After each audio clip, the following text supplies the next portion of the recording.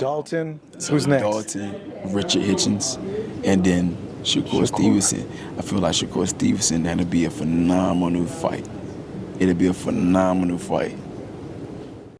That was reigning WBA super lightweight champion Gary Antoine Russell, ahead of his upcoming title defense this weekend, sat down with Fight Hub's Marcos Villegas, outlining a hit list of names. The champions at the weight: IBF champion Richardson Hitchens, WBC champion Dalton Smith, and newly crowned WBO champion Shakur Stevenson. He wants to save him for last, making it the least likely fight to happen. Though is it wise for Gary to already be looking ahead of an Andy Hiraoka fight when he's yet to fight Andy Hiraoka, and what Andy brings to the table? Andy is a banger, like Gary Antoine Russell is a banger, so that promises to be a very entertaining fight. Andy was the first to Jin Sasaki.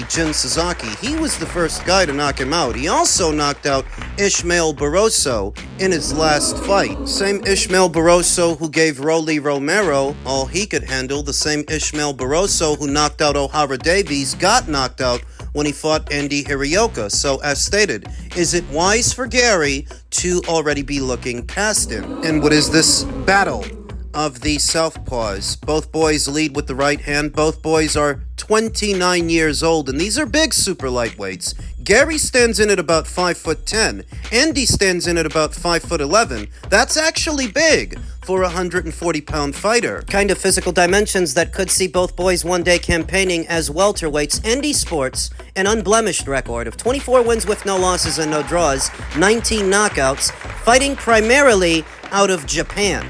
Andy has as many knockouts as Gary Antoine Russell has professional boxing matches. Gary sports a professional record of 18 wins with 1 loss and no draws, 17 knockouts, having never been knocked out in 19 professional bouts. Comparatively, Gary's been in there with the better fighters. He's been in there with Alberto Puello, former champion Victor Pastal, former champion Rancis Barthelemy, and of course, Rayo Valenzuela in March of last year, who he won the WBA title from. I said that he would. I said that he could, and he did. He bullied Rayo. Is he going to also bully Andy this weekend when Andy is a bigger man that packs a bigger punch? Now for the caveats. Now for what's working against Andy. Andy hasn't been that active in the last 3 years. He didn't fight at all last year, and he only fought once the year before that against Ishmael Barroso in September of 2024. Before that, he only fought once in December of 2023 against Sebastian Maldonado. So even though he is a formidable adversary for Gary, it doesn't help Andy's cause that he's been out for so long, and overall, he hasn't been that active. So how sharp is he going to be? Gary wasn't all that active in the previous year. He only fought once, but that one fight is more fights than Andy saw the entirety of 2025. So Andy will have considerable ring rust to have to shake off, and not only that, the visa issue.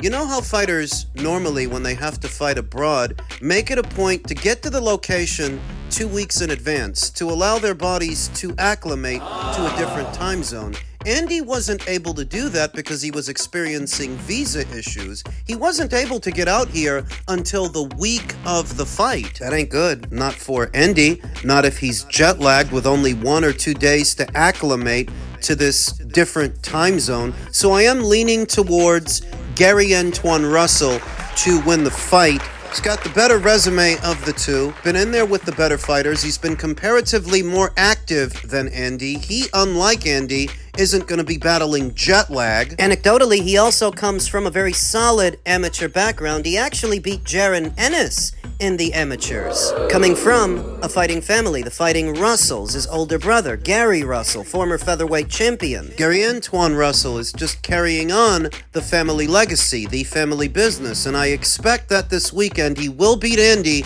and retain his WBA title. It's just the question of, does he win a decision or does he stop Andy? Does he knock Andy out? Because while Andy's impressive, his quality of competition has been largely domestic. Why should that matter? Mostly facing domestic level competition, you only get to see a certain level of fighter. You don't get to experience those different base styles and all of the nuances that come with them that prepare you to compete at world level. It's good that Andy Hiraoka knocked out Ishmael Barroso, but there's a legitimate argument that that's the best fighter he ever fought. Which isn't a compliment. So I am leaning towards the reigning champion to stay champion on Saturday on the undercard of Garcia versus Barrios. Beyond that, he means to unify. He wants the corner fights with the other champions at the weight. Richardson Hitchens for his IBF, Dalton Smith for his WBC, and Shakur Stevenson for his WBO. You will notice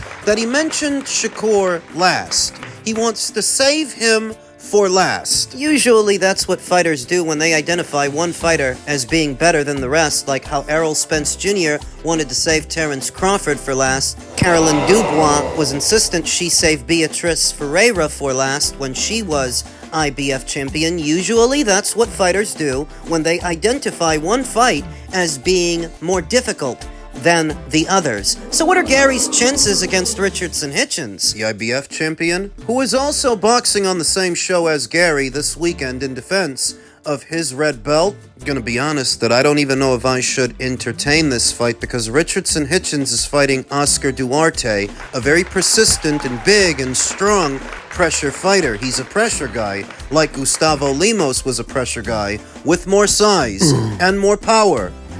You saw how Richardson Hitchens labored with little old Gustavo Lemos. How much more is he going to labor with Oscar Duarte this weekend? I'll be honest, I have Oscar winning this weekend. I have Oscar Duarte winning the fight. But in the event that I'm wrong, if Oscar loses and Richardson Hitchens wins and stays IBF champion. What are Gary's chances against him? Keep it short, I'll keep it simple. If Oscar Duarte doesn't get him this weekend, Gary Antoine Russell will, because Gary's a pressure guy like Oscar's a pressure guy. So a legitimate argument that Gary Antoine Russell is a better grade of pressure fighter than Oscar Duarte. So if Oscar doesn't get him, Gary Antoine Russell will. Now what are Gary's chances against the newly crowned WBC champion, Dalton Smith? Dalton's got the edge. The stylistic edge. Dalton is a boxer-puncher. Gary is a pressure guy. Usually, boxer-punchers eat up pressure guys. Now, you see what he just did to a very aggressive pressure fighter, very strong one, in Subriel Matias. If Gary comes forward, trying to stand in front of Dalton, the exact same thing could happen to him. He could run into a hot one. Dalton could land hard. Could be a rough night for Gary Antoine Russell, who, from what I've seen, he's not a boxer's boxer. He's not a thinker. He's not cerebral. He's an artillery fighter, a big and strong one, an aggressive one, though Dalton Smith has seen that kind of fighter before and come out on top. That's how he became a champion. So if it comes down to Dalton Smith and Gary Russell, you could arguably give Dalton Smith the edge. What about Shakur? Gary Antoine Russell's chances against Shakur Stevenson in a fight that may not materialize because we don't even know that Shakur is going to stay at 140. It doesn't look like he's going to.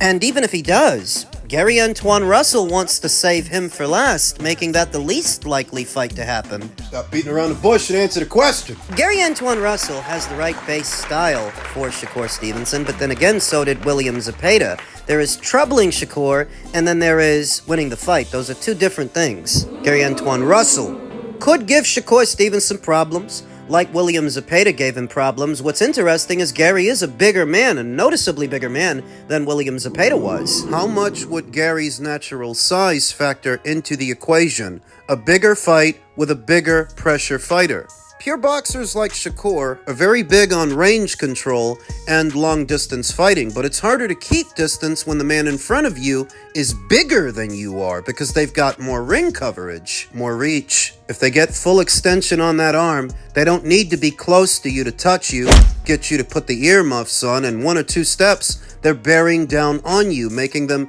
physically imposing, more so than anybody Shakur fought at 135. At 140, if he fought Gary, I think that would be a hard fight. Harder than the fight he just had with Teofimo Lopez, who is a higher rated fighter than Gary Antoine Russell, but he didn't have the style for Shakur. Gary does. Didn't have the size either. Gary does. It's very hard for me to say that Gary would beat Shakur Stevenson, but at minimum, I think he would give him a lot more problems than Teofimo Lopez just did. Teo didn't give him any problems.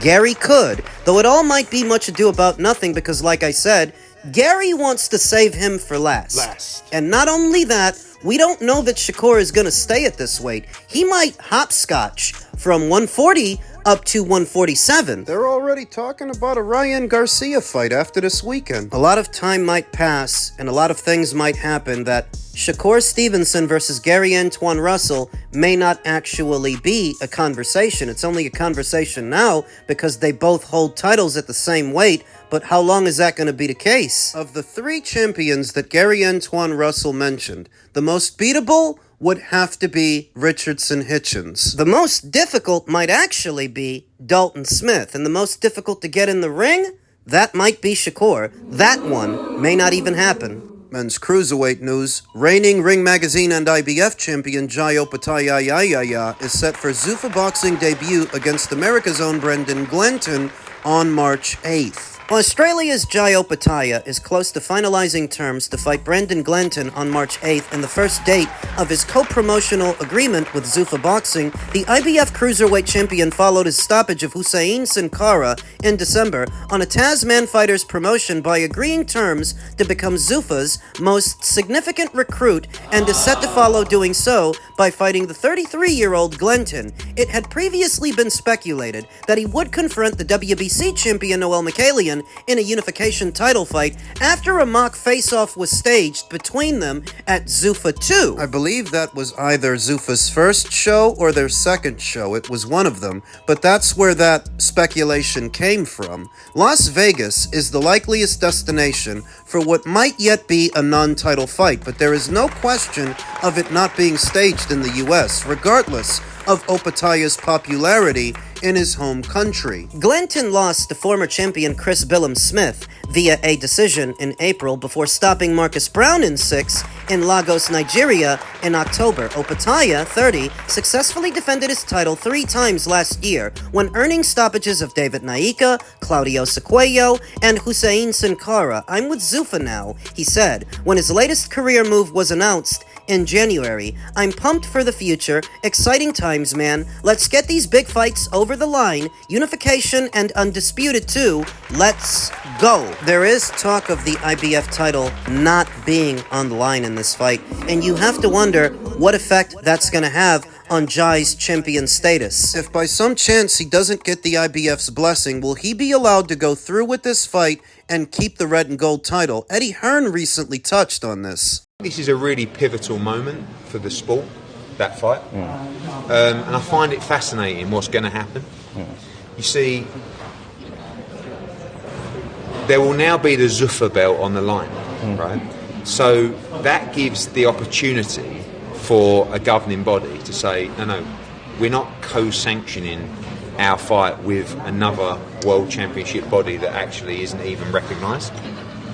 Or what might be the problem is the IBF are saying, Zuffa are saying to the IBF, you're not welcome, right? Jai will pay your fees, but you won't be in the ring. We won't be having a supervisor. We won't be paying your hotels. We won't be paying any sanction fees. We won't. And by the way, if I'm the IBF, I turn around because this is the moment, right? We shouldn't fuck around with this because they're going to fuck you. Zuffa are going to fuck you. Mauricio Suleiman, Daryl Peoples, Gilberto Mendoza, they don't want you anywhere near what they're doing. So whether they fuck you now or they fuck you in 6 months' time, they're going to fuck you. So let's just get it out of the way now. Do you know what I mean? So if I'm the IBF, I'm writing to Zuffa and I'm saying, right, Jai Opetaia is fighting for our belt. Just want to understand, this is the sanction request, this is the contract that you have to sign as the promoter. We will be there with our belt, in the ring. Because we went through this process before. Do you remember with PBC? When they started, we don't want any belts. We don't want any belts. And they stopped the governing bodies from getting in the ring. So let's just let it unfold now. Let's just be honest. So, because when you ask Dana White in the interviews, he goes, we're having governing body, we're going to have a championship, but they don't really, ultimately, they don't want the governing bodies. So they should just let it out now. Eddie doesn't think that Dana White is being totally honest about his stance on sanctioning body belts and what role they'll have to play at Zuffa, if any. I mean, we already know that he doesn't have a high opinion of Mauricio Sulaiman. But is that exclusive to Mauricio Sulaiman, or does that also apply to the other 3 sanctioning bodies? It seems a mystery right now, because you went as far as signing a fighter that has a sanctioning body belt. Why would you have done that if you know what his goals are? The tune from Jai Opetaia hasn't changed, even if the decorum has. He still wants the unified titles with the other champions. He still wants to be undisputed. You guys know that, so why'd you bother to pick him up? Why did you just try to pick up Bam Rodriguez, a unified champion? See, Zuffa has a lot of tools to become a strong force in the boxing space, especially in America, but a lot of people are confused by their movements right now. It was initially thought they wanted nothing to do with sanctioning body belts. But you just signed a sanctioning body champion. How does that play into the legitimacy of what's supposed to be your inaugural Zuffa belt, the Zuffa title, if he still has an outside title? I did say in my previous video that it helps the legitimacy of the Zuffa belt if Jai is the one holding it, because he's already ranked as the consensus #1 cruiserweight in the world. So him picking up that belt gives it validity. But will he do it if it comes at the cost of the red one, the one he wants to unify? The 4 sanctioning bodies right now don't yet recognize the Zuffa belt. It's not a unification match unless all 4 sanctioning bodies are in agreement and recognize the belt. You know, they don't recognize the IBO title, for example, or the WBF. To my knowledge, they don't yet recognize the Zuffa belt. So what effect does picking up that title have on Jai Opetaia's goals? And is it the way that Eddie Hearn says it is, that Dana's not being completely upfront? Not being completely honest about what his intentions are, as Zuffa's roster continues to take shape. Now, some fighters might care more or less about sanctioning body belts than others. It depends on the fighter. For some fighters, they can't worry about sanctioning body belts anymore. They don't have that luxury. They're just focused on going where the fight dates are and staying active to make some money. Some fighters that have already gone that route, while some others, like Jai, they have a more traditional purview, and they want to unify all the titles. They want to be undisputed like the fighters that came before them. What is the best course of action for Zuffa? If you ask me, they can have their Zuffa belt, but they should not inhibit their growth by focusing on just that Zuffa belt. As much as they might not like it, it should be part of a collective, part of a collection, integrated into the existing system. Why? Because familiarity is important in the sport of boxing, and while fans and fighters have a love and hate relationship with sanctioning bodies, boxing still prides itself on its lineage, its history. Those belts have a lot of history. Yours doesn't. Legitimize it before making any drastic decisions.